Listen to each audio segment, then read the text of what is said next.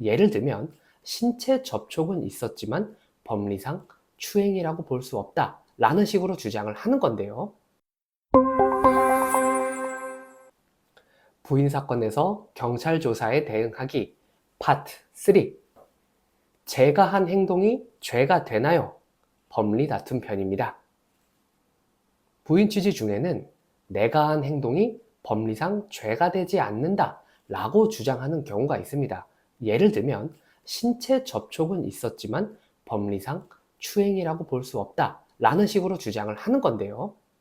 자, 그런데 우리나라에서 순수하게 법률의 카테고리 안에 들어가는 것만 1600개가 넘습니다.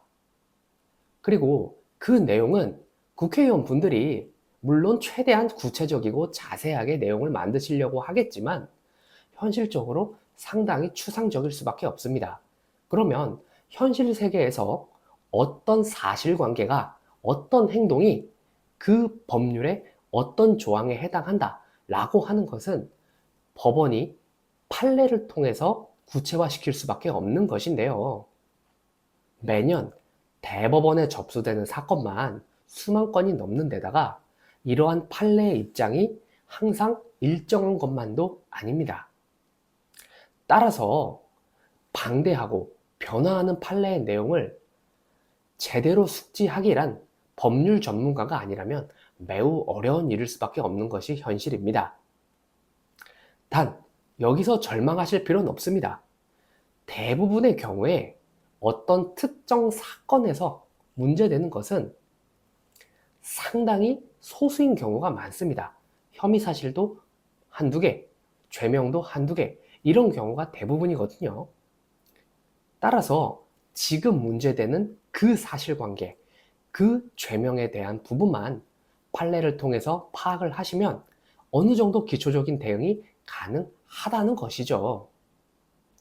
경찰관과 통화를 하거나 아니면 정보공개 청구를 통해서 본인의 혐의 사실, 그에 대한 죄명이 어떤 것인지는 대체적으로 파악을 하셨을 겁니다.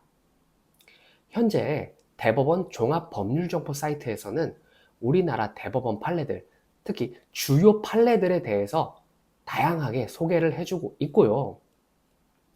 또 종합법률정보 사이트에서 찾기 어려운 세세한 판례들에 대해서는 비교적 적은 비용으로 제공하는 사설 사이트들도 많이 있습니다. 이러한 사이트에서 본인의 혐의, 본인의 죄명에 대해서 검색을 하신 후에 최대한 유사한 사실관계에서 무죄나 혹은 유리한 결과가 나온 사례들을 위주로 파악을 해서 공부를 하신다면 사건에 대응하시는데 상당히 큰 도움이 되실 수 있습니다.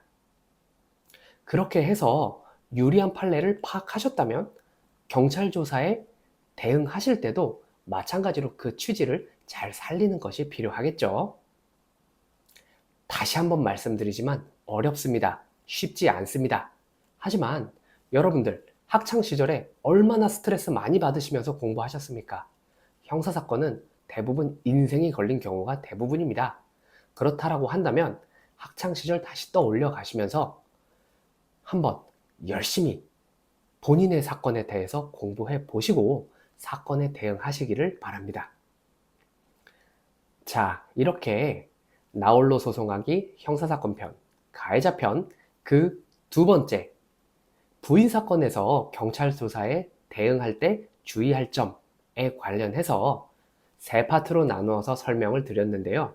사실은 사실관계 다툼이나 법리 다툼이나 어느 하나만 하는 경우는 잘 없고 왜곡된 사실관계를 바로잡는 사실관계 주장을 하고 또 인정되는 사실관계만으로는 현재 입건된 죄명에 해당되지 않는다 라는 식으로 양자 모두 주장하시는 경우가 많습니다. 자, 그러면 부인 사건은 어느 정도 이해하셨을 것이고 인정사건에서는 어떨까요? 인정사건에서는 특별히 주의하실 점은 없을까요? 다음은 인정사건에서 주의하실 점 위주로 설명을 드리도록 하겠습니다. 감사합니다.